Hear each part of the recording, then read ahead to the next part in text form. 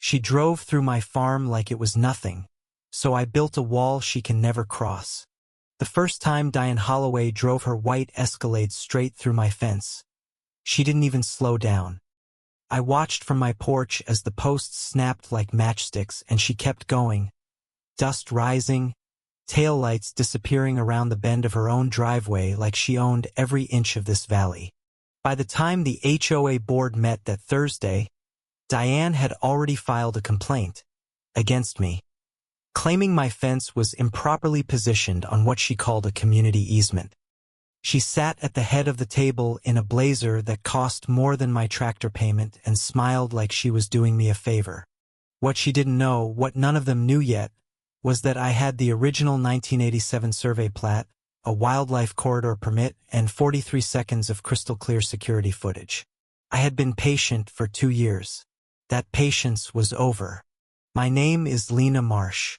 I'm 38 years old, and I have lived on this 11-acre property in Clover Ridge, Tennessee, since I was 6. My father built the farmhouse by hand. I bought it from his estate after he passed, took out a loan, and worked every weekend to bring it back to life. I run a small lavender farm and honey operation, 6 hives, a roadside stand, and a website that moves maybe 2,000 jars a year. It's not much by most standards, but it's mine. I raise chickens, keep 2 horses, and grow enough vegetables to last winter without a grocery run. My daughter Remy is 11 and thinks the farm is magical. My neighbor Tom, who runs cattle 2 parcels over, calls it the prettiest little operation in the county. I've never needed much. I just needed to be left alone. That was before Diane Holloway moved into the ridge property above mine. Clover Ridge Estates HOA was formed in 2009 when a developer carved up the ridge above the old grazing land and sold 6 lots. My property, grandfathered, pre-HOA, fully deeded, sits at the valley bottom, technically inside the HOA's geographic boundary but never subject to its rules. Or so I thought. Diane Holloway bought the largest ridge lot in 2021 after her divorce from a pharmaceutical executive in Nashville. She arrived with contractors, a landscape architect, and a very clear idea of what the neighborhood should look like. None of those ideas included a working lavender farm with chickens and a weathered hay barn. The first letter came 6 weeks after she moved in. HOA stationery. Her signature at the bottom as President, Clover Ridge Estates, HOA. She'd run unopposed at the annual meeting. I later learned she'd sent the meeting notice to the wrong addresses for 3 of the 5 property owners, including me. The letter informed me that my roadside stand was a commercial nuisance, that my chicken coop was too close to the road, and that my barn's paint color did not conform to the community aesthetic guidelines. She had attached a 40-page document titled Clover Ridge Community Standards, Updated Edition. I called the county zoning office. My stand was legal. My coop was legal. My barn predated any HOA formation by 20 years. The woman on the phone told me I had nothing to worry about. I thanked her and filed the letter in a folder I labeled Diane and went back to work. 2 weeks later, Diane appeared at my front gate in person. She wore riding boots and carried a clipboard. She introduced herself with a handshake that felt like an audit. She told me she wanted to discuss options for the roadside stand. I told her there was nothing to discuss. She smiled and wrote something down. She began showing up at HOA meetings with photos of my property. Printed, laminated, labeled with arrows. She called my lavender beds agricultural sprawl. She called my bee yard a public health concern. She used phrases like property value degradation and community cohesion with the ease of someone who had practiced them in a mirror. The other 5 Ridge homeowners, the Patels, the Wuss, retired couple the Garcias, a quiet man named Fletcher, and a woman named Bev who only came up on weekends, mostly stayed out of it. I heard from Bev once that Diane had told the others my property was dragging down their resale value by 12%. She had no data for that. She never did. The real problem started in March of last year when Diane hired a survey company. Not the county, not a neutral party. A firm out of Brentwood whose principal had once worked for her ex-husband's development company. They produced a document claiming a 15-foot access corridor ran diagonally across the lower corner of my land. This so-called corridor, per their map, connected the Ridge Road to a utility easement near the creek. Diane filed it with the HOA and announced at the next meeting that the community had the right to use this corridor for access, maintenance, and passage. She did not define what that meant. She didn't have to. I hired my own surveyor, Carl Brett, licensed for 31 years, the same man who'd resurveyed my father's property in 1994. Carl came out on a Tuesday, spent 4 hours on the land, and told me flat out that the Brentwood firm's document was creative. The corridor didn't exist. Never had. I sent a certified letter to Diane and to the HOA secretary, a mild man named Douglas who mostly forwarded emails and looked uncomfortable at every meeting, stating that Carl's findings contradicted the HOA survey and that I would not permit any access across my land based on a disputed document. Diane's response arrived in 4 days. Another HOA letter, this time citing a clause in the community CC and RS she claimed applied to neighboring agricultural properties. The clause was from a section titled Landscape Buffer Requirements. She had highlighted it in yellow and added 3 pages of her own interpretation. I read it 3 times.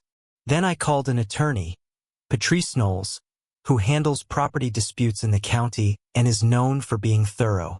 Patrice read the full CC&R document in an afternoon and called me back with a laugh in her voice. "This clause applies to shrubs," she said. "It has nothing to do with access rights." I told Patrice about the survey, the letters, the meetings. She listened carefully. Then she said, "Lena, document everything from here forward. Every visit, every letter, every conversation. Date and time." I already had some of it. After that call, I became meticulous. I installed 2 additional security cameras, one at the gate, one covering the lower field, and I started keeping a daily log in a spiral notebook I left on the kitchen counter. I noted every car that came down the Ridge Road, every time I saw Diane's Escalade slow near my property line. Through April, things stayed cold but quiet. Diane filed 2 more HOA complaints, one about the height of my hay bales stacked near the road, one claiming my horses were creating runoff. Both were dismissed by the county when I called to check. I sent Diane copies of the dismissal notices. She did not respond. Tom, my neighbor, stopped by in late April with a 6-pack of local pale ale and told me he'd heard Diane at the feed store in town telling someone I was squatting on community land. He said he'd corrected her politely and she'd walked away mid-sentence. He shook his head. "That woman doesn't hear things she doesn't like," he said. Bev texted me in early May. We'd exchanged numbers at the one HOA meeting I attended to warn me that Diane had called a special session of the board to vote on authorizing the HOA to hire a land use attorney. Bev said she voted no. The Garcias voted no. Diane, Douglas, and Fletcher voted yes. 3-2. The HOA land use attorney, a man named Garrett who drove up from Murfreesboro, sent me a letter in May that was considerably more sophisticated than Diane's prior correspondence. It argued that my property, by virtue of being inside the geographic HOA boundary, was subject to CC&R enforcement. Patrice called it ambitious but wrong. Patrice filed a formal response. The argument was clear. My deed predated the HOA. I had never signed a covenant agreement, and no court in the state had ever successfully imposed HOA rules on a non-participating grandfathered parcel. Garrett went quiet for 6 weeks. I thought maybe it was over.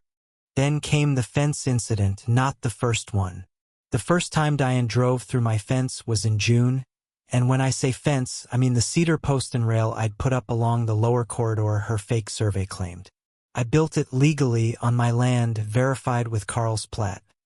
It blocked the so-called corridor. That apparently was unacceptable. She clipped it going fast, caught the corner post, and took out 8 feet of railing. I found it the next morning, posts in the grass, rails snapped. I photographed everything, called the sheriff's non-emergency line, and filed a report. Deputy Harkins came out, took pictures, took my camera footage, and said he'd follow up. He was polite but clearly skeptical about pursing it. Diane told the deputy, when he visited her, that she'd been navigating around a deer that jumped into the road. She said she hadn't noticed any fence damage. The deputy closed the report as inconclusive. I rebuilt the fence the following weekend. Remy helped me set the posts. She asked me why someone would break our fence. I said some people just don't think the rules apply to them. 2 weeks after I rebuilt the fence, Diane drove through it again. Same corner, same time of morning, just before 7, when I was in the barn feeding the horses. I heard the crack from 60 yards away. This time I ran out in time to see the Escalade fishtailing back onto the ridge road, leaving tire tracks through my lavender bed. I stood there in my boots with horse feed still on my hands, and I made myself breathe. Then I went inside, pulled up the camera app on my phone, and watched the footage. Perfect angle, perfect light. License plate clear as a magazine cover. I uploaded it to cloud storage before I did anything else. I called Deputy Harkins directly. He'd given me his card. I told him it had happened again and that I had video. He was at my gate within 40 minutes. He watched the footage twice on my tablet, standing in my driveway, and this time his expression was different. "That's not a deer," he said. I didn't say anything. He drove up to the ridge property. I don't know what Diane said to him. He came back down 40 minutes later and told me she was claiming the fence was encroaching on the access corridor, and that she believed she had a right to pass through it. He said the language was legally ambiguous enough that criminal charges were uncertain. Legally ambiguous, I repeated. He looked uncomfortable. He told me to consult my attorney. I thanked him, went inside, called Patrice, and told her exactly what he'd said. Patrice's voice got very still. "She drove through your fence, and her defense is that she had a right to," she said. "Okay, let's get this in front of a judge." Patrice filed for a temporary restraining order, not to stop Diane from driving on the Ridge Road, but to stop her from accessing or crossing my parcel in any manner until the property dispute was resolved by the court. We attached Carl's survey, the video, the sheriff's report, and every letter in my Diane folder. The TRO was granted in 4 days by Judge Arlene Ferris in county court. I got the paperwork on a Friday afternoon. I stood at my kitchen counter and read it twice and felt something loosen in my chest that had been tight for months. Diane Holloway was legally prohibited from entering or crossing my land. For now. Diane received her copy that Saturday via process server. Bev texted me 20 minutes later. She's furious. I can hear her from my deck. I put my phone down and went to check on the bees. The lavender was blooming. Everything smelled clean. I should have known a TRO would not slow Diane Holloway down. It would reroute her. The following Monday, she called an emergency HOA board meeting. Bev texted me the agenda. Item 1. HOA authority over non-participating parcels. Item 2. Community access enforcement. She was escalating to the board level. I attended that meeting. I'd never gone before, but Patrice told me to show up and say nothing unless spoken to directly. I sat in the back of Diane's great room. She hosted the meetings at her house, naturally, and watched her command the room like a prosecutor giving closing arguments. She had a presentation. Slides. She'd hired someone to make slides. They showed my property from a drone. She'd apparently flown a drone over my land without permission, which Patrice later noted was its own legal issue, with the alleged corridor highlighted in red and my fence shown as a bold black line cutting across it. She told the board that my fence was an act of deliberate obstruction against the community. She said I was hostile to cooperative neighbors and had a pattern of interference with HOA operations. Douglas nodded along. Fletcher crossed his arms and stared at the floor. The Garcias glanced at each other. When she opened the floor, I raised my hand.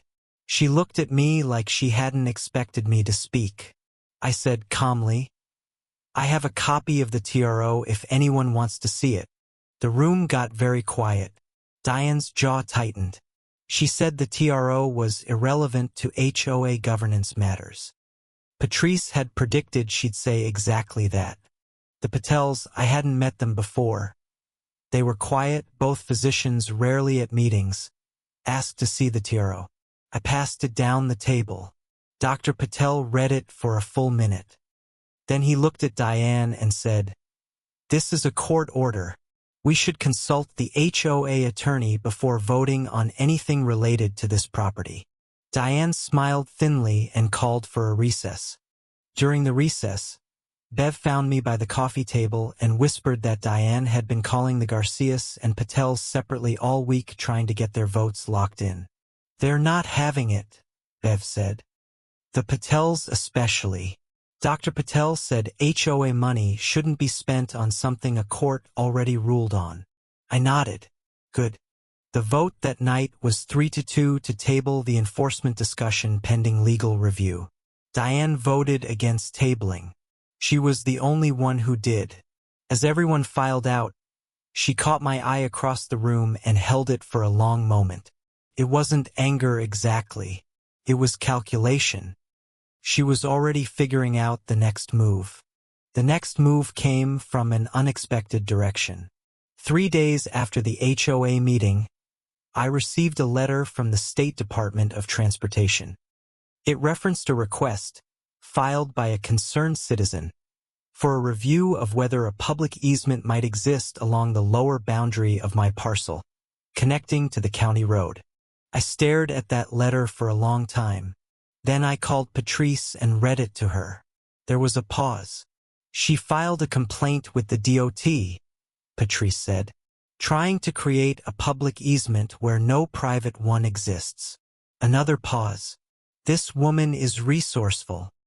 I said resourceful wasn't the word I'd use. Patrice laughed. The DOT review would take months. In the meantime, I needed to finish the fence. Not just repair it, but fortify it. I'd been thinking about this since the second incident. If Diane was going to keep driving through cedar posts, I needed something she couldn't drive through. I started pricing materials. I called a fencing contractor I'd used before, a man named Phil Rourke who did agricultural work across 3 counties. I told him what I wanted. A steel post perimeter along the lower boundary, anchored in concrete, with a locked gate at the single point of entry from the Ridge Road. He came out the next morning with a measuring tape. Phil walked the line Carl had marked and whistled low. "You want this solid?" he asked. I said solid as I could legally make it. He spent 20 minutes thinking out loud and then said he could do 6-foot galvanized steel posts, concrete footing, welded mesh panels, and a keyed gate with a drop bar. "Nobody's driving through that," he said. I told him to draw it up. While I waited for Phil's quote, the third incident happened. Not Diane's Escalade this time. A truck I didn't recognize, dark gray, no plates visible in the footage. It came down the Ridge Road at 11 at night and stopped at the gate. Someone got out, spent about 4 minutes doing something at the fence post, and drove off. I found it the next morning. The latch had been drilled out. I replaced the latch that day with a heavy-duty padlock and called Patrice. She told me to note it in my log with exact timestamps from the footage. I did. Then I sent a certified letter to Diane informing her that any interference with my property or fencing, by any party, would be reported to law enforcement and added to our legal file. I kept it one paragraph. No threats, Just facts. Diane's response, this time handwritten, which surprised me, was 2 sentences. I have no idea what you're referring to. I suggest you check your own equipment. I photographed the note and added it to the folder. Phil came back with the quote on a Wednesday, $14,000 for the full perimeter. I sat with the number for 2 days. It was real money. It would clean out the savings buffer I kept for equipment repairs and a bad harvest year. But I thought about my daughter setting fence posts and asking why someone would break our fence. I called Phil and said, let's do it. Phil started the following Monday with a 2-man crew. They worked from the lower left corner of my property eastward, running the new fence line 3 feet inside Carl's surveyed boundary to prevent any future argument about encroachment. Every post went into concrete. Every panel was welded. It was slow and it was loud and it was beautiful. By Wednesday of that week, the ridge road side of the fence was half done, and you could see it clearly from the road above, a clean line of galvanized steel replacing the broken cedar rails. I was watching the crew from the barn when Bev called me to say Diane had just driven past the construction, stopped, and taken photos on her phone. Diane filed an HOA complaint about the fence the next morning. She claimed it violated community aesthetic standards, that galvanized steel was industrially inappropriate for the residential character of Clover Ridge, and that I needed board approval before erecting any new structure on the property. She attached a highlighted section of the CC and RS. Patrice sent a 1-page response within 24 hours. My property was not subject to HOA CC and RS. The fence was on surveyed private land, and any attempt to interfere with the construction would itself constitute actionable interference under the TRO. She CC'd Judge Ferris's clerk. The HOA attorney went quiet again. The crew finished the fence on a Friday afternoon. Phil walked the line with me after his guys loaded up the truck. He pointed at a spot where a post was set particularly deep in rocky soil. Whoever tries to drive through that is going to need more than an SUV, he said. I thanked him and wrote him a check. That night I stood at the completed gate with a flashlight and the new key on a hook by the barn door. The fence ran in both directions as far as I could see, solid and straight. I thought about my father, who had always said the only thing that stopped certain people was a wall they couldn't argue with. I went inside and slept better than I had in months. 3 days later, Diane tried to drive through the fence.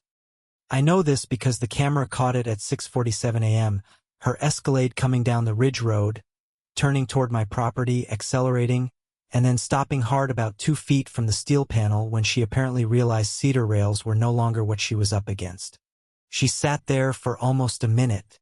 I could see the brake lights. Then she backed up slowly and drove away. I watched the footage 3 times that morning and felt something I can only describe as grim satisfaction. Then I sent the clip to Patrice with a single line. She tried. Patrice replied, saving this. What I didn't anticipate was what Diane did next. She called a town hall. Not an HOA meeting, an actual community meeting, open to anyone in the valley, held at the Clover Ridge Community Center on a Thursday evening. I found out about it from Tom, who saw a flyer at the hardware store. The topic was listed as agricultural land use and community access rights. Tom said the flyer had my farm's address on it. Not my name, but the address. I called Patrice. She told me to attend and to bring Carl's survey and any documentation I had. She's trying to build public pressure, Patrice said. Let her. Public pressure isn't a legal instrument. I told her I'd be there. The community center holds about 80 people. About 60 showed up, ridge homeowners, valley farmers, a few people I recognized from the farmers market, and 2 individuals I didn't know who were taking notes. I sat near the back with Tom and his wife Dana. Remy was at her grandmother's. Diane opened the meeting with a presentation on community stewardship and shared responsibility. It was polished, she'd put real money into it.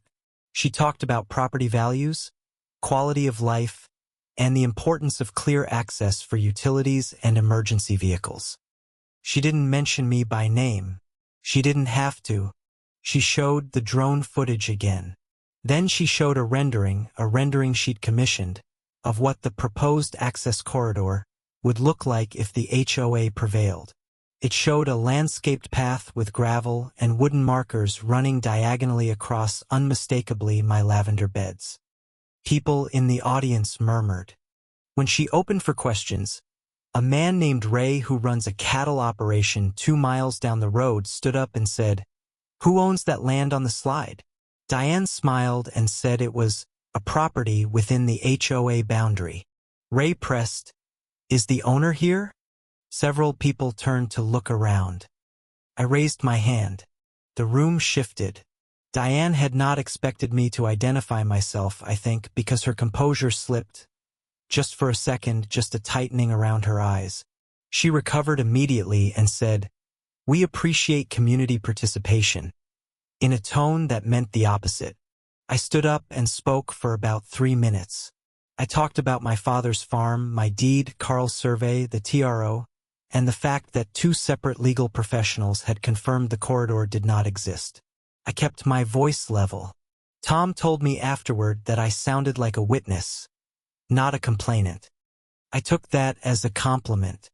A woman near the front, one of the note-takers I hadn't recognized, introduced herself as a reporter for the county weekly paper. She asked Diane if the HOA had received any legal guidance on the corridor claim. Diane said the HOA was pursuing appropriate channels. The reporter wrote something down. After the meeting, 6 people I'd never met came and introduced themselves. 3 of them were adjacent landowners who'd received similar letters from Diane about easements and access. 2 were former HOA members from another development who said Diane had been on their board in 2018 and left under disputed circumstances. I took their contact information. On the drive home, Tom said, "She's done this before." I said I was starting to understand that. He said, "You know what stops someone like that?" I said, "A wall they can't drive through?" He laughed. "That," he said, "and a paper trail the length of a football field." I was working on both. The DOT inquiry moved slowly, as bureaucracies do. But in early July, I received a call from a DOT field officer named Mr. Garrett, no relation to the HOA attorney, who said he'd reviewed the parcel records and wanted to come look at the property. He came on a Thursday, walked the lower boundary with me, and asked careful questions. He had Diane's filing with him, printed and flagged. He showed me the claim she'd made, that the corridor had been used as a public passage for decades by community members. I showed him Carl's survey and my father's property records going back to 1972. Mr. Garrett looked at both documents for a long time. "No public use recorded," he said. "Not here." He left with copies of everything I'd given him. 2 weeks later, I received a formal letter from the DOT. The review had found no evidence of a public easement, historical or otherwise, on my parcel.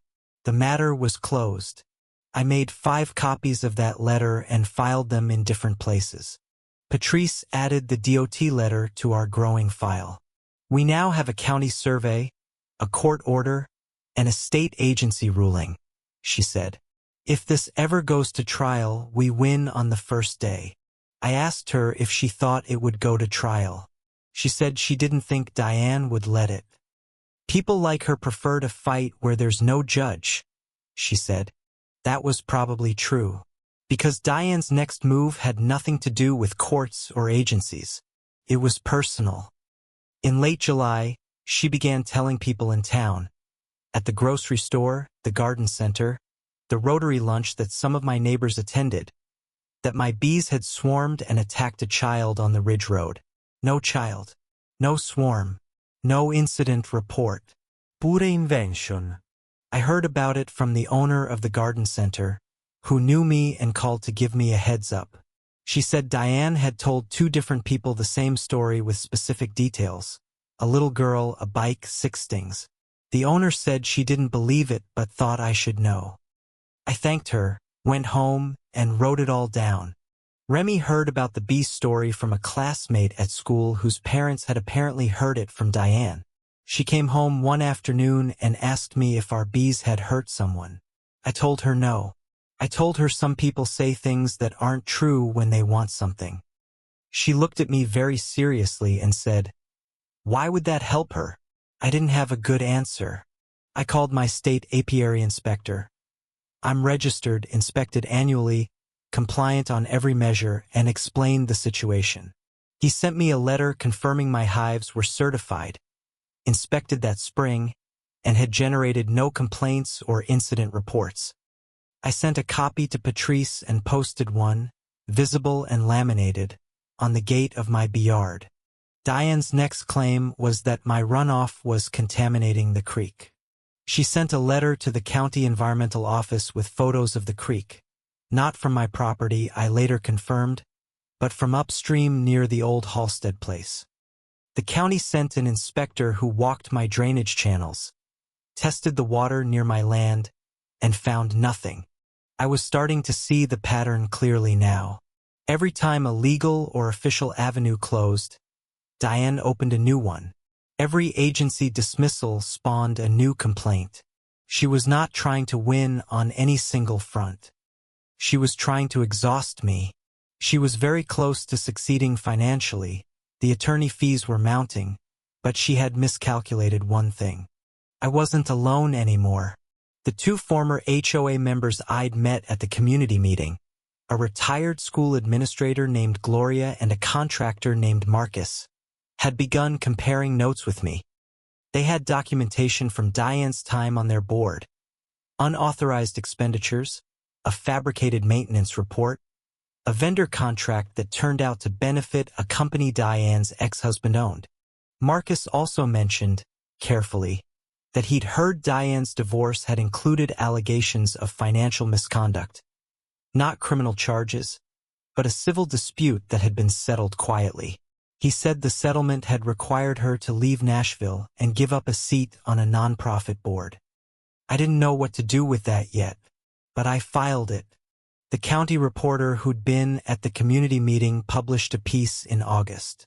It was fair. She'd interviewed both me and Diane and had talked to Carl and to the DOT. The headline was, "Property Dispute Raises Questions About HOA Authority in Rural Communities." Diane was quoted as saying the story was one-sided. The story ran with Carl's plat reproduced in full. After the article, the Patels called me directly. Dr. Patel, Rajan, he said, use my name, told me that he and his wife had been uncomfortable with the HOA's spending on legal fees since the spring. He said the last invoice from Garrett, the attorney, was over $4,000. He said the 2 of them had been talking about calling a formal audit of the HOA accounts. I told him I thought that was an excellent idea. He said he needed a 3rd vote to call a special meeting. He said the Garcias were open to it but wanted to know more. Could I put together a summary of what the HOA had spent? As far as I knew, I said I'd get him what I had. I called Patrice. She said, "It begins." She meant it begins properly. Because what I hadn't fully grasped until now was that Diane's legal campaign against me wasn't just petty or obsessive. It was expensive, and she was spending HOA money to fund it without full board approval. The Garcias, the Patels, even Bev, they were paying assessments that were going toward a war against my fence. I put together a summary over a weekend, dates, amounts from the invoices I'd received copies of through Patrice's discovery requests, and a rough estimate of hours based on Garrett's billing rate. It came to just over $11,000 since April. The annual HOA budget for the entire community was $22,000. Diane had spent half of it fighting my fence. I emailed the summary to Rajan with a cover note explaining the source of each figure. He read it that evening and called me back. He said, "This is the full picture." I said it was my best reconstruction.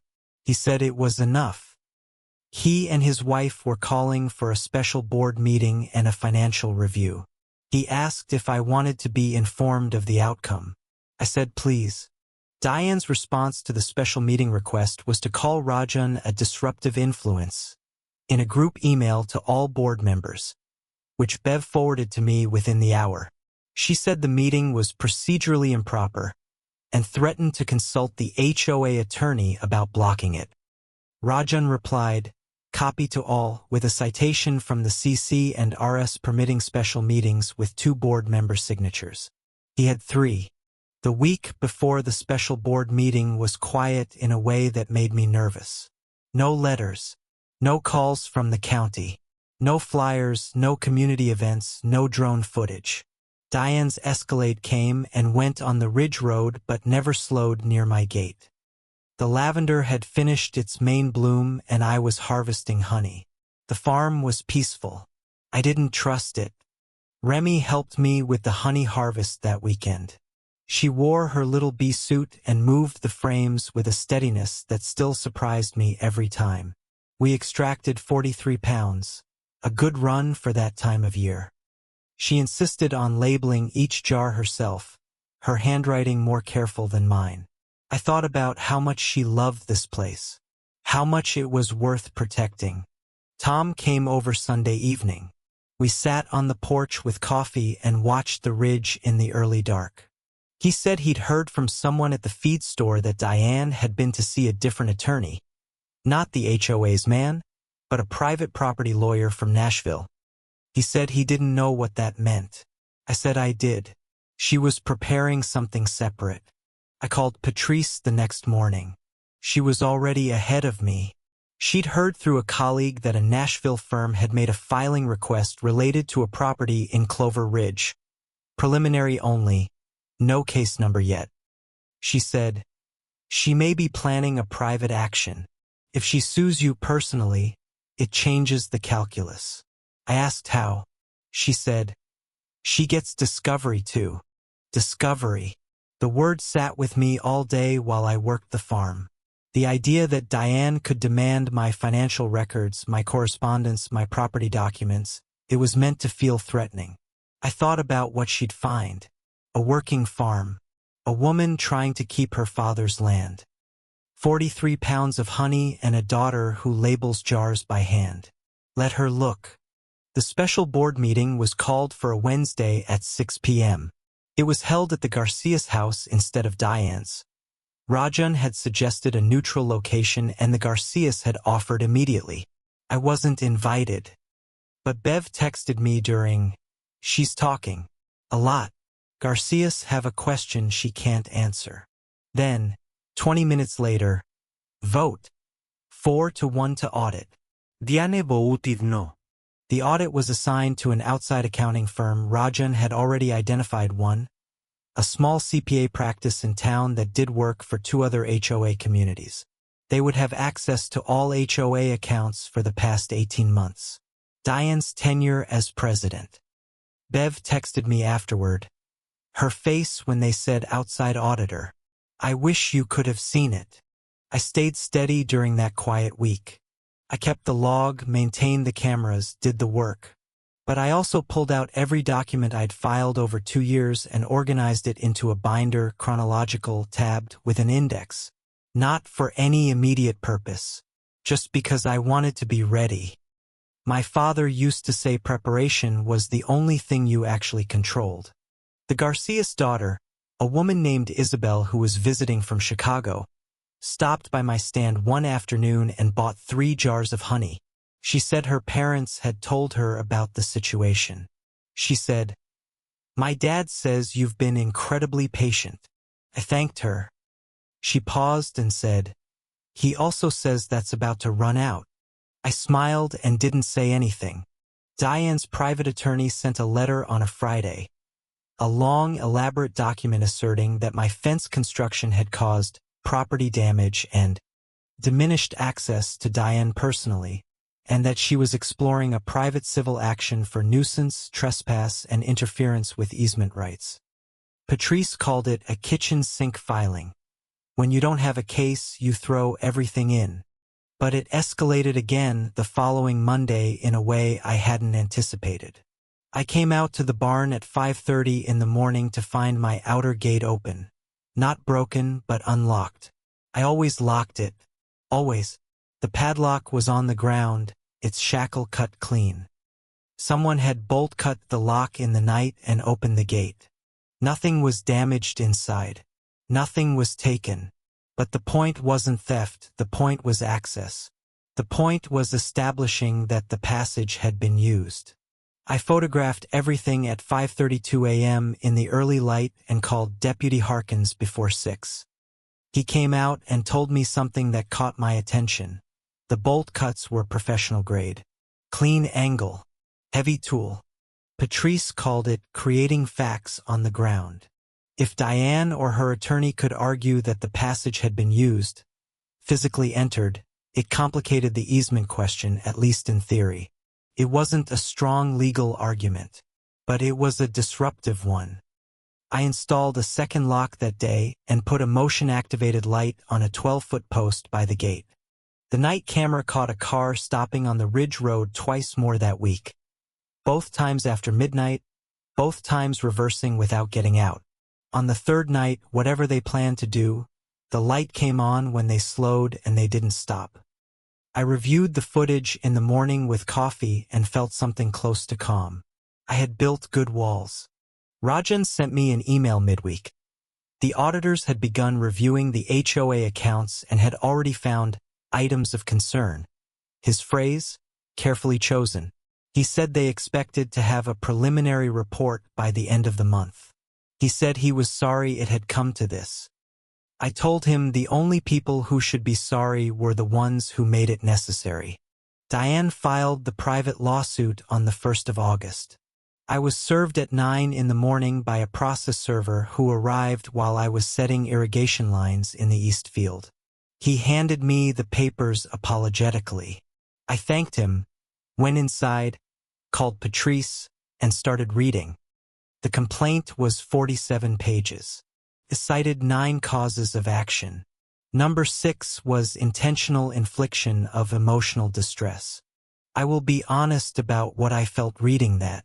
Not fear, I'd passed fear a while ago. What I felt was a clear, cold anger, the kind that sharpens rather than clouds. She was claiming emotional distress. She, who had driven through my fence twice, filed fraudulent HOA complaints, sent the DOT on a false errand, spread lies about my bees attacking a child, hired someone to cut my locks in the night. She was claiming distress. Patrice's response was methodical and total. Over the next 2 weeks, she filed a motion to dismiss on 7 of the 9 counts.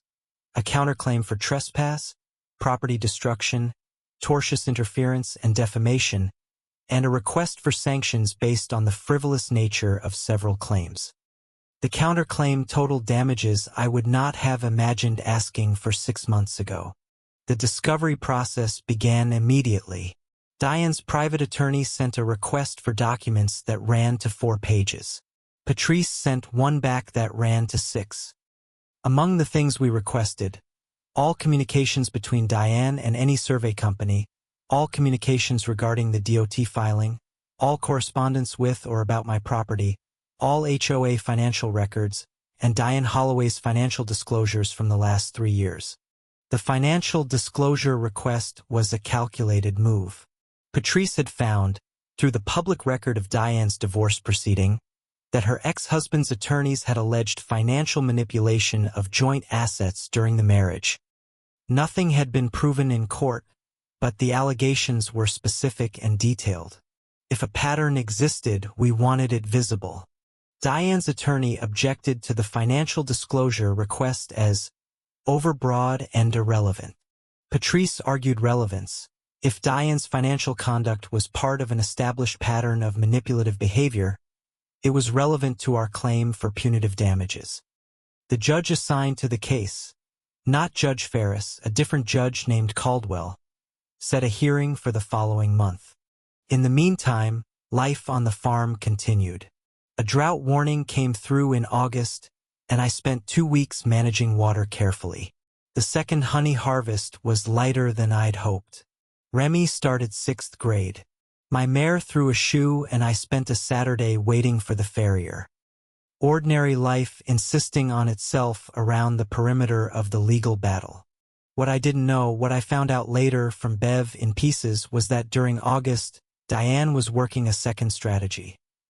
She was trying to get the other board members to resign. If she could install new, friendly board members before the audit concluded, she could potentially control the audit response or delay the findings. She called Fletcher twice in 1 week. He told Bev she'd offered to cover his next assessment personally if he'd support her in removing Rajan from the board on procedural grounds. Fletcher, to his credit, told her he wasn't interested in procedural shenanigans. His words, which Bev reported to me with some relish. Fletcher then called Rajan and told him about the offer. Rajan called me the day after Fletcher told him. He said, "She is attempting to buy votes and obstruct the audit. I want you to know I'm documenting it." I said I was glad he was. He said, "There's something else." He paused. The preliminary audit found a payment to a vendor called Ridge Property Services, LLC, $1,200, dated March of this year. I asked what Ridge Property Services did. He said, "We have no idea. It doesn't appear in any board minutes." Ridge Property Services, LLC. I wrote it down and gave it to Patrice. She ran it through the state business registry in 20 minutes. The company had been registered in February of this year, 1 month before the payment. The registered agent was a man named Dale Whitmore. I didn't know the name. Patrice didn't either. But the company's mailing address was a mailbox store in Brentwood, the same city as the survey firm Diane had hired. Patrice subpoenaed the LLC's registration documents and banking records in the lawsuit. Diane's attorney objected strenuously. Judge Caldwell overruled him in 4 sentences, noting that if the LLC had received payment from a nonprofit HOA for services with no board authorization, that was relevant to our claims. The records were ordered produced. While we waited on that, the defamation angle heated up. The reporter who'd covered the first article came back for a follow-up. I'd contacted her about the B story, and she'd verified independently that no incident report, no medical visit, no parent complaint had ever been filed. She published a second piece, HOA President's Claims About Local Farm Shown to Be Unsupported. Diane issued a response through her attorney claiming the article was factually deficient and potentially libelous. The reporter published the response in full, which included an ironically self-defeating sentence in which Diane's attorney stated that the incident referenced may have occurred without formal documentation. The internet got hold of that sentence. The County Weekly had about 2,000 subscribers. The story got picked up by a regional news aggregator with about 80,000 monthly readers. Then a Facebook group called Tennessee Farmers Legal Rights shared it, 22,000 members. By the end of that week, I'd received over 300 emails, offers of support, shared stories of HOA overreach, 2 contacts from attorneys who said they'd take the case pro bono if needed. I forwarded those to Patrice. I want to be honest. The attention was uncomfortable. I didn't want to be a symbol. I wanted to harvest lavender and keep bees and watch Remy label jars. But I also understood that what Diane was doing to me she'd done before somewhere else. The former HOA members had told me that. And if making it visible meant others could recognize it sooner, then the discomfort was worth it. The board audit preliminary report came out in mid-August. Rajan sent me a copy even though technically I wasn't party to it. He said, "You should see this." The report identified 4 unauthorized expenditures totaling just under $20,000, paid to vendors who had no contracts with the board and whose services had never been approved in a meeting. Ridge Property Services was one of them. Another was a landscape design firm, 2 payments totaling $8,000, that had been billed as a community enhancement project. No community project existed. No board vote had been taken. When the auditors interviewed Douglas, Diane's secretary, her yes man, he said he'd assumed the president had authority for routine expenses. The auditors did not consider $8,000 to be routine. Douglas resigned his board position the day the preliminary report was distributed. He sent a brief email saying he was stepping back for personal reasons. Bev forwarded it to me with a single word: coward. I thought about Douglas, who had always looked uncomfortable, who had nodded along at meetings while folding his hands tighter and tighter in his lap. I felt a little sorry for him. Not much, but a little. Diane did not resign. Of course she didn't. She issued a statement calling the audit a politically motivated attack by a disgruntled minority of board members. She questioned the auditor's methodology. She demanded to see their credentials. She hired her HOA attorney to file an objection with the board, claiming the audit had violated her due process rights as president. All of this happened in a single 48-hour period. The objection went nowhere. Rajan had prepared for it. He had a county HOA governance specialist, a woman named Dr. Fines who'd written 2 papers on HOA board accountability, review the audit process and certify that it had been conducted correctly and lawfully. Dr. Fines' certification letter was added to the board record the same day Diane's objection was filed. The board called a special membership meeting for all 6 HOA homeowners. This was different from a board meeting. All homeowners had a vote, not just board members. The agenda had one item: a vote of no confidence in the current HOA president and a vote to appoint an interim president pending the full audit results. Rajan had drafted the agenda carefully. He knew what he was doing. I wasn't an HOA member. I didn't get a vote. But Bev called me the afternoon of the meeting and put her phone face up on the table so I could hear. I listened from my kitchen, standing at the counter with a cup of tea, as the meeting came to order. I heard Diane's voice, composed, authoritative, a little too loud, opening with a speech about her contributions to the community. She listed them: the landscaping at the entrance, the community newsletter she'd started, the important legal work to clarify property access for everyone's safety. She spoke for 9 minutes. I timed it. Then Rajan spoke for 3. He read from the audit report. He read the specific dollar amounts. He read the names of the vendors and the dates of the payments. He did not editorialize. He did not need to. The vote was 5-1. The one was Diane. She voted against her own removal. The 4 homeowners present, both Patels, both Garcias, and Bev, voted for it. Fletcher had submitted a written proxy. His was also for removal. Rajan was appointed interim president unanimously. Bev's play-by-play text came through immediately after, "She's gone." Then, her face. Oh my God, her face. I sat down on a kitchen stool and exhaled very slowly. Then I went outside and walked the fence line in the early dark, running my hand along the steel panels. The lavender was cut back for the season, stubble and dry stalks, and the gate was locked and lit and solid. Overhead, a few stars showing through thin cloud, the horses in their paddock, quiet. I want to tell you that was the end of it. I want to tell you that losing the board presidency was enough, that the audit and the lawsuit and the public attention would finally settle Diane Holloway into something resembling accountability. But she had a private attorney and a personal grievance and no apparent understanding of the word enough. She filed an amended complaint in the lawsuit 2 weeks later.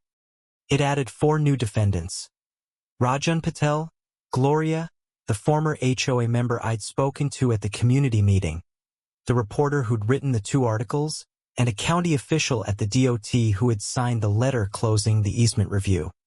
The new claims included civil conspiracy and abuse of process. It was the most aggressive filing yet.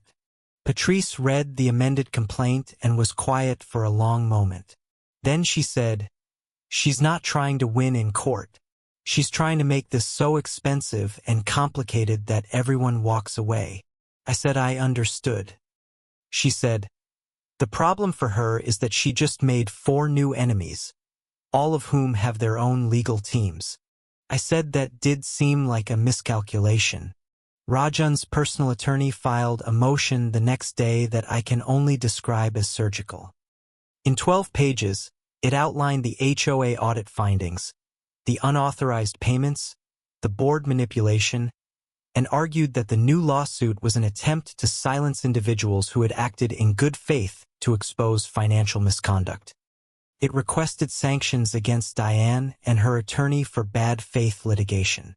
The Reporter's newspaper, a family-owned operation that had been covering the county for 62 years, retained its own attorney and issued a statement saying it stood fully behind its reporting and would defend itself vigorously.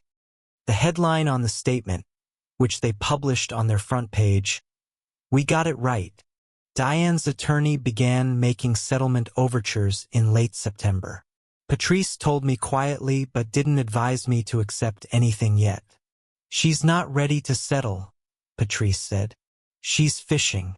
She wants to know how much this will cost you to keep going." I said it was going to cost her more. Patrice said she thought I was probably right. The thing about a long fight is that it teaches you things about yourself you didn't know. I learned I had more patience than I'd thought, or a different kind of patience. Not the passive kind, the kind that just endures. The active kind. The kind that waits, watches, documents, and builds walls while it waits. My father had that kind. I was glad I'd inherited it. In October, the banking records for Ridge Property Services LLC came through in discovery. Patrice called me the morning she received them with a tone I'd never heard from her before. Controlled excitement, the voice of someone who has found the thing she suspected but couldn't prove. She said, "Ridge Property Services has 1 client, the HOA, and 1 employee. Yes. Dale Whitmore was Diane's ex-boyfriend, not her ex-husband, a man she dated after the divorce briefly before she moved to Clover Ridge. Patrice had found him through Diane's social media history, old tagged photos, a Facebook check-in at a restaurant in Brentwood, a comment thread from 3 years ago. He drove a dark gray truck. No license plates visible in my security footage. It was the lock cutter. It had to be. I couldn't prove it yet, but the chain was clear. Diane had paid Dale Whitmore through a shell LLC to perform services for the HOA that were never authorized, and one of those services, I was now almost certain, was cutting my padlock in the night to establish a physical record of corridor access. Patrice filed an emergency motion to compel additional discovery. All communications between Diane and Dale Whitmore, all records of the LLC's actual work product, and any documentation Whitmore might have of activities on or near my property. Judge Caldwell granted it. Diane's attorney appealed the scope. The appeal was denied in 2 days. The records were coming.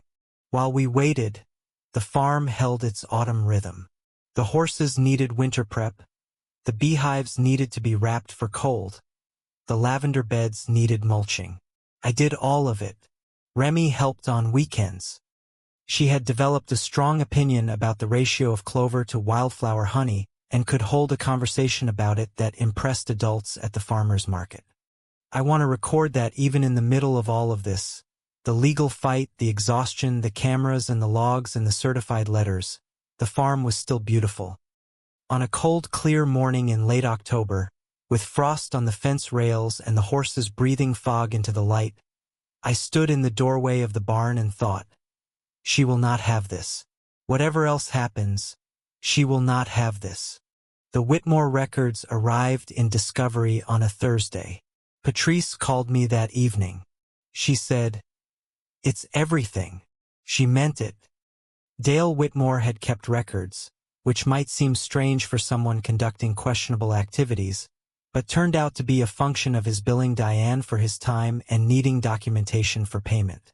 He had billed her personally, separately from the LLC, for consulting services. Among the records, a photograph he'd taken of my gate on the night of the lock cutting, timed and geotagged. A text message from Diane to him that read, "We need documentation that the corridor has been used. Can you make that happen?" And his response, "Done, but be careful what you put in writing." She had not been careful.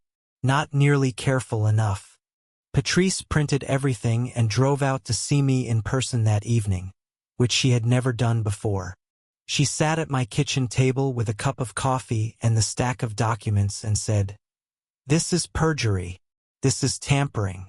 This is everything we need." I said quietly that I wanted to call Deputy Harkins. She nodded. She had already called him. Harkins had been waiting, I think, for something he could act on. He'd known from the beginning that Diane's corridor story was thin. You don't work in rural law enforcement without developing a sense for when someone's narrative has been manufactured. He came to my house the next morning and looked at the Whitmore records for an hour. When he left, he said, "I'm going to need to make some calls." I asked if this was going to go criminal. He said he couldn't promise anything. I told him I understood. He drove up the ridge. I went back to the fence and stood with my hand on a steel post and waited. The calls he made, I later learned, went to the district attorney's office and to the state attorney general's Consumer Protection Division, which had jurisdiction over HOA fraud claims. The DA's office was interested. The AG's office was very interested. Something that had started as a neighbor dispute about a fence had become, quietly and definitively, a criminal matter. Diane didn't know yet. Her attorney sent a letter that week demanding I remove what he called the retaliatory fence structure, or face further legal action. I forwarded it to Patrice without comment. She replied with 2 words, "Oh, honey." I put the letter in the folder and went to check on the bees. Bev called me that Saturday. She'd heard, through Fletcher who'd heard from Rajan, that Diane had begun moving files out of her home office. Large boxes, observed by a neighbor walking a dog. Bev said, "Do you think she knows?" I said I didn't know. I said it probably didn't matter. The records existed in our discovery file now. Moving boxes didn't erase them. Tom came over that Sunday. We walked the full fence line together, something I hadn't done with anyone since Phil the contractor had walked it with me after installation. Tom ran his hand along a panel and kicked one of the concrete footings experimentally. It didn't move. He said, "Solid." I said, "As I could make it." He looked at the ridge road above and said, "She's got nowhere left to go." He wasn't entirely right. She had one move left, but that came later. First, she had the thing she could not resist, a confrontation. It happened on a Tuesday in early November. I was at the gate checking the camera lens. A spider had built a web across the corner of it. When I heard the escalade on the ridge road, I didn't look up immediately. I heard it slow. Then I heard the window come down. "Lena." Her voice was controlled, but there was something underneath it. Something cracked. I turned and looked at her. She was in the driver's seat, window down, wearing sunglasses even though the sky was overcast. She looked different than she had at the community meeting. Something in the way she was holding herself, a rigidity that I recognized as someone working very hard to appear calm. She said, "I want you to know that none of this is personal." I looked at her for a long moment.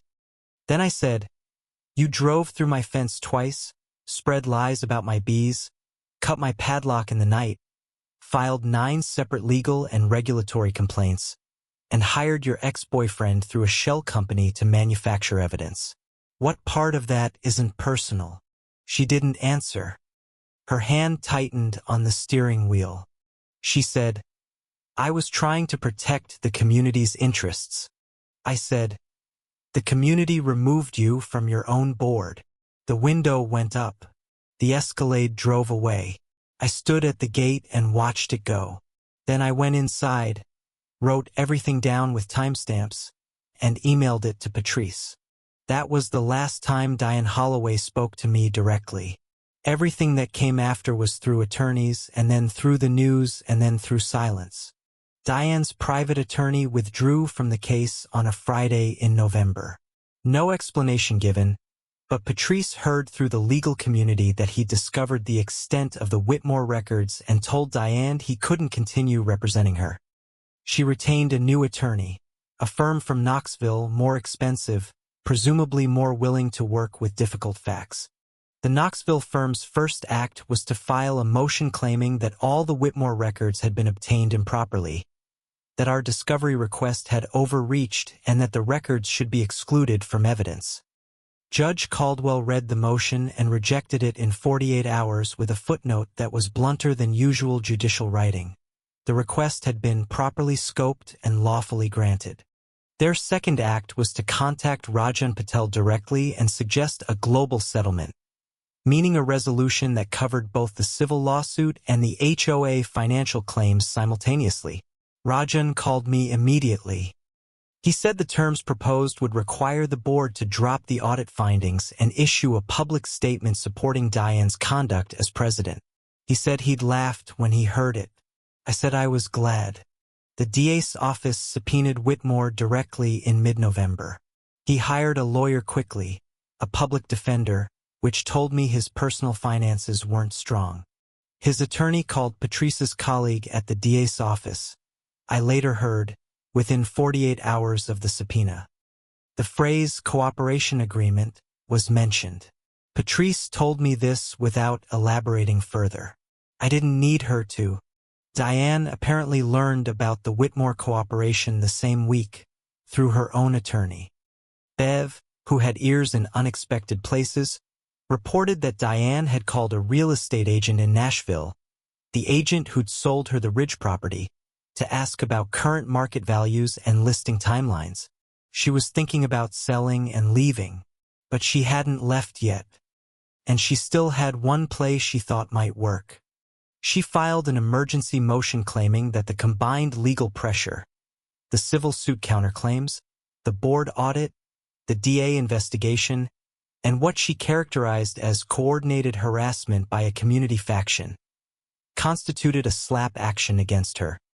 SLAP, strategic lawsuit against public participation. Her claim was that she was the one being silenced. She was the one being protected. Patrice read the motion, and I could hear the restraint in her voice when she called. She said, "She is arguing that the woman who filed 9 complaints, a private lawsuit, a DOT petition, and committed what the DA believes is perjury and evidence tampering, is the victim of silencing." I said that seemed like a significant misread of the situation. Patrice said, "The judge will agree." Judge Caldwell did agree. His response to the SLAP motion was the longest thing he'd written in the case. 6 pages, including a careful analysis of what a SLAP action actually is and how Diane's conduct over the preceding year did not resemble someone exercising protected speech, but rather someone using the legal system as a weapon against a landowner who refused to comply with demands backed by fraudulent documents. He used the word fraudulent in a court document about a filing that had Diane Holloway's name on it. Patrice read me that paragraph twice. I asked her to read it a third time. Diane's Knoxville attorneys appealed the SLAP ruling. The appeals court declined to take it up, citing insufficient grounds. Diane issued a statement through her publicist. She had hired a publicist, which told you something, calling the court's decision a troubling precedent for HOA governance rights. The statement was not widely covered. The thing about Diane that I was still learning, even at this late stage, was that her real skill wasn't the law or the money or the social pressure. It was her ability to make every move seem, to herself, completely justified. She had convinced herself she was in the right. That might sound like a small thing, but it wasn't It meant she would keep going past any reasonable stopping point, which she did. In late November, Diane contacted the Tennessee Department of Agriculture. She filed a complaint claiming that my lavender operation constituted an unlicensed commercial agricultural processing facility operating without proper state permits. She had apparently done research. There was a licensing threshold for commercial processors, and she was arguing I crossed it. I had already checked this twice. My operation fell below every applicable threshold. I called my contact at the Department of Agriculture, a woman I'd spoken with when I started the honey operation, and she pulled my file while I was on the phone. She said, "You're compliant. I'll send you a letter confirming that." She also, I noticed, sounded tired, like she'd seen this before. The confirmation letter arrived in 3 days. I sent a copy to Patrice, one to Rajan, and one, certified mail return receipt, to Diane's Knoxville attorneys, who I am sure knew nothing about this DOA filing until they received my letter. I imagined that conversation and found it mildly satisfying. December came and the ridge went brown and the horses needed extra feed and the farm settled into its winter quiet. The legal fight continued in writing, motions, responses, scheduling orders, but the physical peace of the land reasserted itself. I lit the wood stove in the evenings and Remy did homework at the kitchen table and the cats arranged themselves in front of the heat. Whitmore's cooperation agreement was finalized in early December. His attorney released a brief statement confirming that Whitmore had provided material assistance to the DA's investigation. Material assistance. Patrice said that meant he'd told them everything and that what he'd told them was enough. "The question now is timing," she said, "and whether Diane will do something before they move." She did something. Of course she did. I had underestimated her capacity for escalation one more time, despite all the evidence I had accumulated. On a Monday morning in the 3rd week of December, I came out to find that my gate had been hit. Not by a car, by something smaller and more deliberate. Someone had backed a truck against it overnight and bent the latch mechanism. The gate was forced open. The camera caught it. A truck? Dark gray. But this wasn't Whitmore's truck. The registration came back to a different name when Harkins ran it. A rental. Someone had rented a truck and used it on my gate. I stood in the cold morning air looking at the bent frame and I felt, for the first time in a long time, something close to fear. Not of Diane. Of what she might do when the walls closed in completely. I called Harkins. He came quickly and looked at the damage with a different expression than I'd seen from him before. Not skeptical, not uncertain, but grim and purposeful. He said, "I need to make another call." He walked away from the gate with his phone to his ear. When he came back, he said, "The DA wants to accelerate the timeline." I asked what that meant for me. He said, "Stay home for a few days." I kept Remy home from school for 2 days, told her the road was icy, which wasn't entirely a lie. Tom came over with his truck and parked it across the bottom of my driveway without me asking. He sat in the cab with a thermos of coffee for 3 hours. I brought him a sandwich at noon. He said, "It's almost done." I said I hoped so. He said, "I know so." On the 3rd day, I called my mother, who lives in Knoxville and who I'd been giving careful, abbreviated updates throughout. She wanted to drive up. I told her to wait a few more days.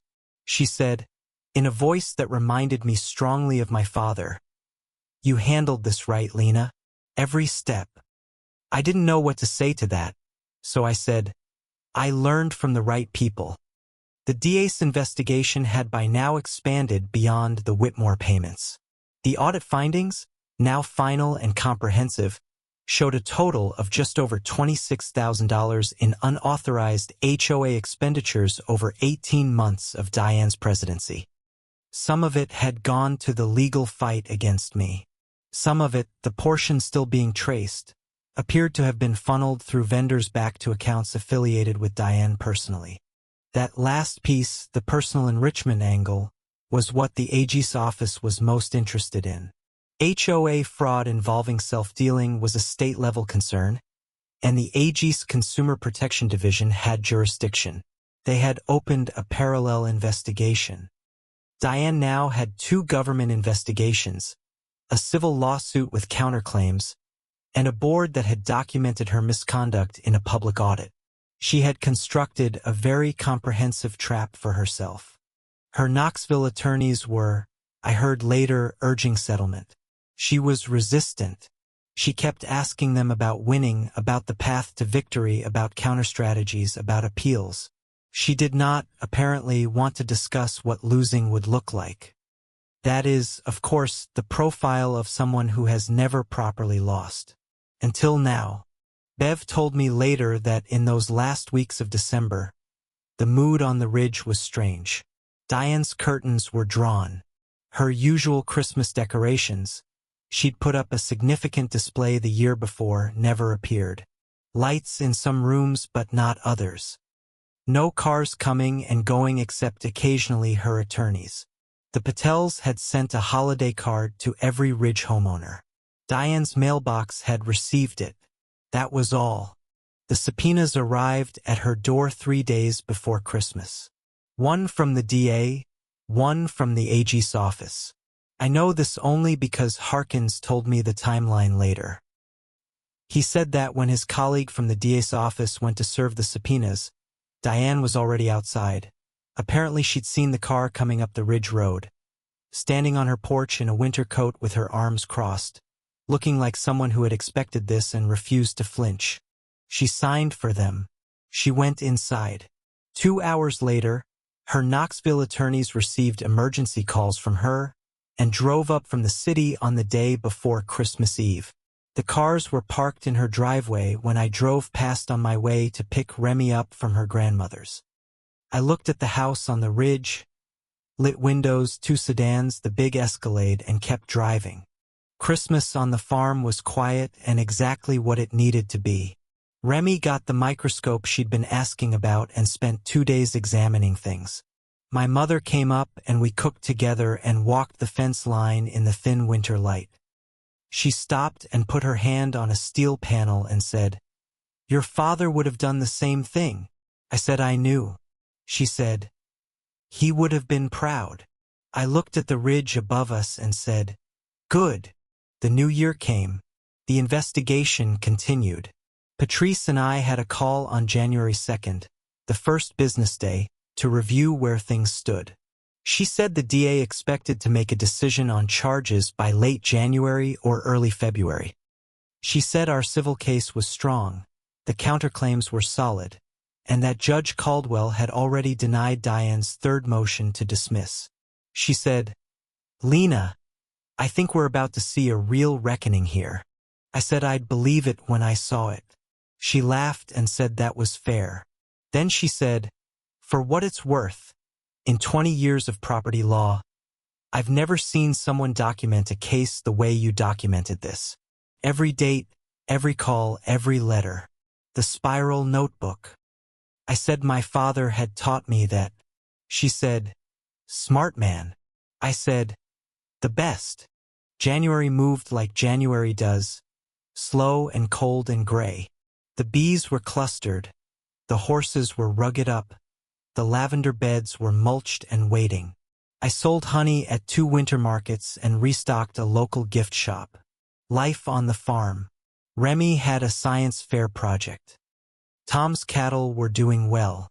Ordinary life still insisting on itself. The wait was the hardest part. I'd learned to build walls and document and wait. But knowing that the legal machinery was moving without my direct involvement, that it was in the DA's office, in the AG's office, in Patrice's capable hands, that required a different kind of patience. The kind that just has to trust the structure you've built. I received a call in late January from a woman who identified herself as an investigator with the AG's Consumer Protection Division.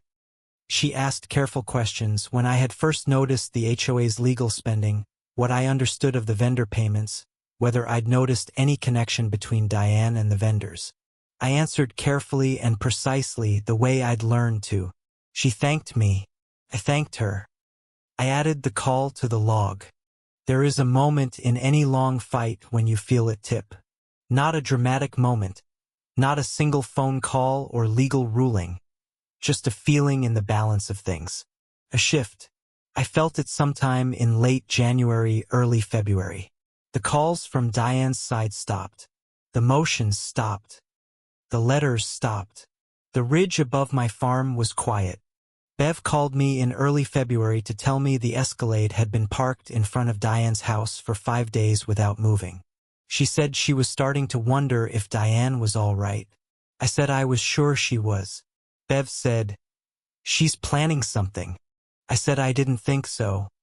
I said, "Bev, I think she's run out of road." There was a pause. Bev said, "Oh," quiet. Then, "Good." The DA's office called Patrice on a Thursday morning in February. She called me 10 minutes later. She said the DA was filing charges.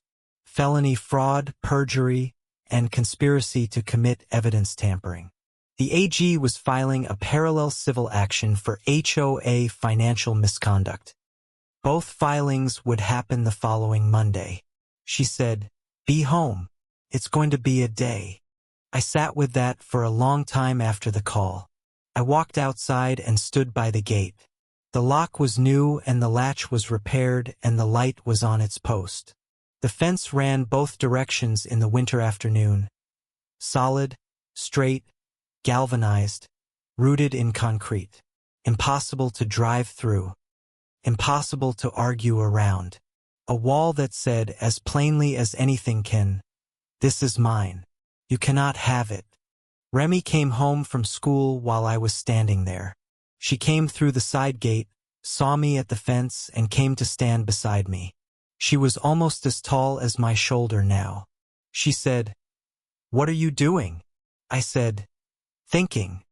She looked at the fence and then at the ridge and then at me.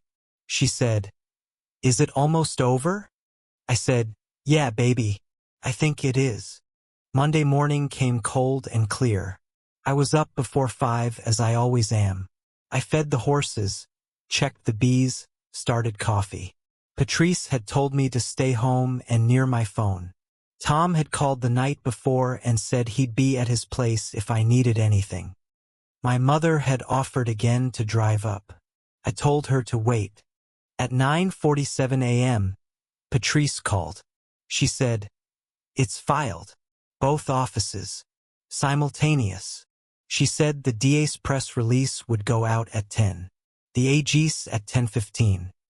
She said the media that had been following the story, the county paper, the regional aggregator, and now 2 Nashville TV affiliates that had picked it up, already had embargoed copies. "This will be a real news cycle," she said quietly.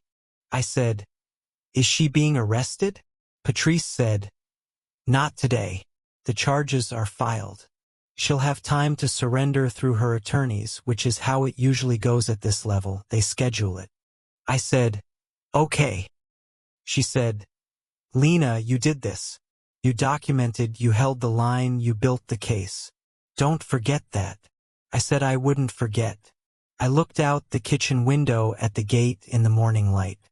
The DA's press release described the charges clearly. 1 count of felony fraud related to unauthorized diversion of HOA funds.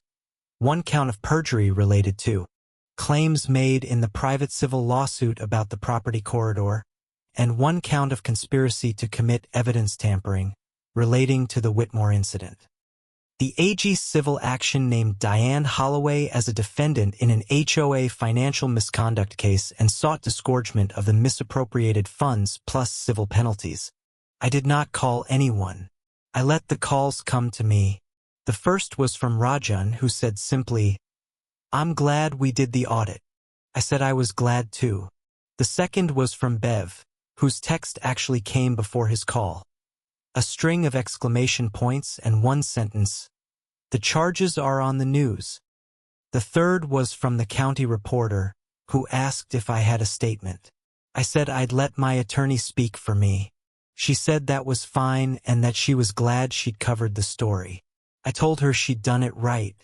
The fourth call was from Gloria, the retired school administrator. She was the one who'd told me at the community meeting that Diane had been on another HOA board and left under disputed circumstances. She said carefully, "There's a woman in the Belle Meade subdivision in Nashville who's been waiting 2 years to hear that someone finally caught up with Diane Holloway." I said I was sorry she'd been waiting so long. Gloria said, "She'll be calling you herself soon, I imagine." She did call. Her name was Patricia Osei, and she ran a small landscape business and had spent 22 months fighting Diane's last HOA, which Diane had briefly led before the disputed resignation Gloria had mentioned.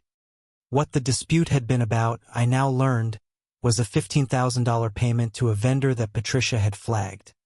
A vendor that turned out to be connected to an account Diane controlled. Sound familiar? Patricia had documented it all. Her documentation, when the AG's office eventually found her, became supplemental evidence in the Tennessee case. That was the thing I hadn't known until now. I wasn't the first. The corridor claim, the fake survey, the shell company, they were variations on a playbook. Diane Holloway had run versions of this in at least 2 communities before Clover Ridge. She was very good at it. She picked communities where she could consolidate power quickly, spent HOA money aggressively, and moved on when the resistance got too organized. She hadn't moved on from me fast enough. The Nashville News that evening ran a segment. I watched it on my laptop in the kitchen. Remy was at Tom and Dana's for dinner, which I'd arranged so she could watch something more age-appropriate. The anchor read the charges, showed a photo of Diane that was a few years old, showed a shot of my farm from the road, and played a clip of the county reporter talking about the property dispute. They showed the fence. Briefly, from the road, galvanized steel, straight line, solid posts, the lit gate. The anchor said something about a property dispute that had snowballed into a criminal investigation. Snowballed. I thought about all the work that wasn't visible in that word. The spiral notebook, the certified letters, the surveyor, the attorney, the camera footage, Phil's crew setting posts in concrete. None of that was visible from the road, but the fence was. I turned off the laptop and washed my coffee cup. The horses needed to be put in for the night. The cats needed feeding. The log needed a final entry for the day. I wrote in the spiral notebook, at the kitchen counter, DA charges filed, AG civil action filed. News coverage. Remy at Tom's. Gatelukt. Fence standing. Then I turned off the kitchen light and went to bed earlier than I had in months. The following days were a controlled chaos of calls, emails, and media requests that I filtered entirely through Patrice. She handled it with precision, brief statements, no speculation, no victory laps. She said early on, "Don't celebrate publicly. Let the process do what it's going to do." I agreed. I was raised not to count things that hadn't been counted yet. Diane surrendered to the DA's office on a Wednesday morning, 10 days after the charges were filed. Her attorneys arranged it. She was booked, processed, and released on bond within a few hours. No perp walk, no dramatic moment. Just a news photo of her leaving the courthouse in a dark coat, her attorneys flanking her, her face a mask of composure that must have cost her everything she had. I didn't save the photo. Her civil lawsuit against me, the private one, the 47-page kitchen sink, was voluntarily dismissed by her Knoxville attorneys the day after she surrendered. Patrice called with a note in her voice that I recognized as professional satisfaction held on a tight leash. She said, "They withdrew. Our counterclaims remain active." I asked if we were pursuing them. She said, "Absolutely." The HOA board, now fully under Rajan's interim leadership, voted unanimously to pursue civil recovery of the misappropriated funds from Diane. Their attorney, a new one, estimated the process would take 6 to 18 months. Meanwhile, the board also voted to formally acknowledge my property's non-HOA status in a board resolution, something that should have been done years ago, and to send a letter of apology to me on behalf of the HOA. It arrived on a Thursday. I read it twice and put it in a different folder from the Diane folder. The things that don't get mentioned in the news coverage or the court documents. Remy asking me one afternoon if we were okay, meaning financially. I said yes. I didn't tell her how close the answer had been to no. That the legal fees had cost more than I'd ever planned to spend. That I'd spent nights doing quiet math at the kitchen table while she slept. But we were okay. We would be okay. Tom and Dana brought dinner over the Friday after the charges were filed. Nothing elaborate, a pot of chili and cornbread and a six-pack of that pale ale Tom always brought. We ate at the kitchen table and he didn't bring up the case and I didn't either, not for the first half of the meal. Then he said, "You know what she underestimated?" I said, "What?" He said, "That you actually love this place." I looked at him. He said, "People who are just protecting a financial asset, they eventually calculate the cost and walk. You never were going to do that." I said I knew. He said, "She didn't." Patrice and I had a long call in March, reviewing the civil counterclaim. She was quietly optimistic. The damages we were seeking included property destruction, defamation, intentional interference, and attorney fees, and given the documentation we had, including Diane's own texts to Whitmore and the forensic audit findings, she said our position was strong. She said, "Honestly, Lena, if she doesn't settle, a jury is going to have a very hard time with her." March was planting season and I was glad of it. Getting the lavender bed back in order after 2 years of stress and one actual tire track through the lower section. That was work I could do with my hands, work where progress was visible and the result was real. Remy helped me with the transplants on a Saturday. She handled the starts gently, packing soil around them with her careful fingers. She said, "Will they grow back the same?" I said, "Better, actually. Disturbance sometimes does that." The public attention faded after a few weeks, as it always does. I stopped receiving emails from strangers. The Facebook group moved on to other stories. The Nashville News moved on to other controversies. What remained was the legal process, the farm, and the fence. Solid and unhurried and exactly where I'd put it. In April, Diane's criminal attorney began plea negotiations with the DA's office. I was not party to those conversations, but Patrice was informed of the framework because the plea, if reached, would have to address the civil dimensions too. The DA was offering a reduced charge misdemeanor fraud, with probation, community service, full restitution to the HOA, and a permanent bar from holding any HOA office or fiduciary position in the state of Tennessee. Diane's attorney said she would consider it. She considered it for 3 weeks. During those weeks, I heard from Bev that the Escalade was listed on a car resale website and the Ridge property had appeared on a Nashville real estate platform. Quietly, without fanfare, priced just below what Diane had paid for it. She was leaving. The question was only whether she left before or after the plea. Patrice heard from the DA in late April. Diane had accepted the plea. The formal hearing was scheduled for mid-May. At the hearing, she would state publicly on the record what she had done, and the plea terms would be entered into judgment. Patrice said, "She's going to have to say it out loud, in open court." I said, "Good." Then I went back to checking on my lavender beds. The hearing was on a Tuesday in May. I drove to the courthouse alone. I told Tom and Remy and my mother that I wanted to do this quietly, without a crowd. I wore the same practical clothes I'd wear to any workday on the farm. Clean jeans, a green flannel, my better boots. I arrived 15 minutes early and sat in the gallery with 8 other people, most of whom I didn't recognize. Diane arrived with 2 attorneys. She was dressed as I'd always seen her, tailored, pressed, composed. but she looked like someone who had been carrying something very heavy for a long time and had finally stopped pretending the weight was nothing. Smaller somehow. That was the word that came to me. Smaller. Judge Caldwell entered and the room stood. He reviewed the plea agreement on the record, asked Diane's attorney to confirm that his client understood the terms, and then turned to Diane directly. He said, "Ms. Holloway, I need to hear from you. Please tell the court what you did." There was a silence that lasted several seconds. Then Diane Holloway took a breath. She said, in a voice that was nearly steady, that she had made unauthorized payments from the HOA account to vendors who had not been approved by the board. She said that one of those vendors had been paid to perform activities on or near a neighboring property that she had initiated without board knowledge.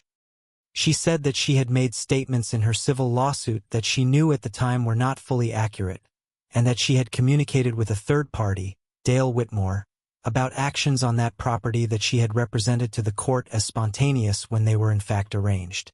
Not fully accurate. Arranged. The language of someone coached to say the minimum the court would accept. But the minimum was enough. Because what she said, stripped of its careful phrasing, was this: she had lied. She had stolen. She had set up my fence to be violated and then used that violation as evidence of an easement she'd invented. She said it in open court on the record, in front of a judge who wrote it into a judgment. Judge Caldwell accepted the allocution. He read the terms of the plea into the record: the misdemeanor conviction, the probation, the community service, the restitution order of $26,400 to the HOA, and the permanent bar from any HOA fiduciary position in Tennessee. He asked if there were any objections from any party. There were none. He signed the order. Diane's attorney said she'd address the civil counterclaims separately. Patrice, seated in the gallery behind me, leaned forward and said something very quietly to me that I won't repeat because it was between attorneys, but she was smiling when she said it. I did not feel what I expected to feel. I had expected triumph or vindication, or at least a clean, sharp satisfaction. What I actually felt was something quieter and more complex. Relief, enormous relief, the kind that sits in your chest like a stone you didn't know you were carrying until it's gone. And something else, something that took me a while to name. It was grief, a small and manageable grief, for all the time and money and energy that should never have been necessary. Diane left the courtroom without looking at me. Or if she looked, I didn't catch it. I was looking at the judge's bench, at the signed order, at the plain fact of the thing being done. Then I looked at the window on the side wall. Bright May afternoon. A tree just leafed out, ordinary and vivid. And I thought, I want to get home and check on the bees. I called Patrice from the parking lot. She said she'd already sent a note to the opposing counsel regarding the civil counterclaims. She expected a settlement offer within the month. She said the documentary record was now supplemented by a criminal conviction and a sworn allocution. She said, simply, "We are going to win this." I thanked her. She said, "You did the work, Lena." I drove home with the windows down. May in Tennessee, that particular green, that particular light. The ridge came into view as I turned onto the valley road, and I saw my farm. The lavender coming in, the hay barn, the beehives in their winter-over position, and the fence. The fence running straight and clean along the lower boundary, galvanized steel gleaming in the afternoon. I parked and stood at the gate with the key in my hand. The lock opened clean. The gate swung in. I stood there for a moment in the open gateway, the legal battle on one side, the farm on the other, and then I stepped through and locked it behind me. This land. This mine. Remy was at school. I had the farm to myself. I walked the fence line, all of it, the way I had the night Phil finished it. I ran my hand along every panel. The concrete footings were solid. The posts were straight. In 8 months of rain and frost and wind and one deliberate truck impact, the fence had not moved. I had built it to not move. had not moved. I sat on the porch steps in the late afternoon and didn't do anything for 30 minutes, which is something I almost never allow myself. I just sat and watched the lavender and the gate and the ridge above, where Diane's house sat quiet and curtained and already, somehow, looking like someone else's story. The settlement offer on the civil counterclaims came 3 weeks later, as Patrice had predicted. It was substantial, not what we'd originally sought, but significant, enough to cover my full attorney fees and a meaningful additional amount for the property damage and defamation claims. Patrice recommended acceptance. She said, "You can fight for more, but it will take another year and cost more. This is a real win." I accepted. The settlement agreement included a confidentiality clause, which is why I won't name specific dollar amounts. But I will say this. I framed the check Phil Rourke gave me for the fence installation, the receipt, not the check itself, and I put it on the wall of the barn. It represents the most important $14,000 I ever spent. In June, the Ridge property sold. I didn't know the new buyers, a young couple from Nashville. I heard architects who'd fallen in love with the view. Rajan welcomed them at the next HOA meeting. Bev said they were lovely. She said they asked a lot of thoughtful questions about community governance and seemed very interested in how decisions were made. Bev said she found this refreshing. The Escalade was gone before the sale closed. I don't know where Diane went. Patricia Osei in Belmead told me she'd heard Diane had moved to a condo in Atlanta. No HOA, I was told. I didn't know if that was a permanent choice or a temporary one, and I found I didn't care very much. She was gone from this ridge. That was what mattered. Dale Whitmore entered a plea separately, misdemeanor criminal mischief and conspiracy, reduced from the original charges in exchange for his full cooperation. His sentence was a fine and community service. I had no strong feelings about Whitmore. He was a small actor in someone else's play. I hoped he understood what he'd been used for. I hoped he made better choices going forward. That was the extent of my concern for him. The auditor's final report on the HOA accounts was submitted to the board in June. It confirmed the full scope of the unauthorized expenditures and identified one additional vendor, a PR firm, I was not surprised to learn, that had received 2 payments for services that included the community meeting presentation and the initial drone footage of my property. The PR firm's invoice was among the most memorable documents in the file. It described one line item as strategic narrative development. Rajan read this aloud at the board meeting, Bev later told me, with the kind of flat effect that is funnier than any joke. The HOA used the restitution payment, when it arrived, to replenish the community fund and to fund 2 actual approved projects. Resurfacing the Ridge Road, which had needed it for years, and installing a community mailbox cluster that didn't require anyone to drive on a disputed corridor to reach. The vote on both projects was unanimous. It was the first unanimous vote the board had taken in 2 years. Dr. Patel sent me a handwritten note after the vote. It said, "Thank you for not giving up. We should have stood up sooner." I wrote back and said he'd stood up when it counted. That was true. The Patels, the Garcias, Bev, Fletcher, they weren't heroes in this story. But they weren't villains either. They were people who'd been managed and then, when they saw the full picture, chose correctly. That mattered. Summer came in full. The lavender bloomed better than it had in 2 years. The disturbance really had done something. The plants came back stronger and fuller. I harvested in 3 passes through July, the best yield I'd had in 4 seasons. I hired a part-time hand for the summer, a local college student named Marcus, no relation to the contractor from the community meeting, and paid him fairly and taught him what I knew about the bees. My roadside stand sold out every Friday by noon. I opened a wait list for the honey subscription boxes, which I'd never done before. Remy designed a new label. She'd put a steel fence post on one side and a lavender sprig on the other, and in her careful handwriting, Marsh Farm, Clover Ridge, Tennessee. 1967. I stared at it for a long time when she showed me. I said, EST 1967? She said, that's when Grandpa built the barn. I said it was perfect. It was. By late summer, the last threads of the legal case were tied off. The criminal plea was final. The civil settlement was signed. The HOA resolution acknowledging my property status was in the county record. The DOT letter was in my file. Carl's survey was framed and hung next to the fence receipt in the barn. Every document that had mattered accounted for. Every fact that had been disputed settled. Patrice sent me a final accounting of her fees with a handwritten note. It was a privilege. Don't ever let them make you question what you know to be true. I sent her the best jar of the summer's honey with a note that said, you built the legal case. I built the fence. Together we won. She texted me a photo of the jar on her desk. I saved it.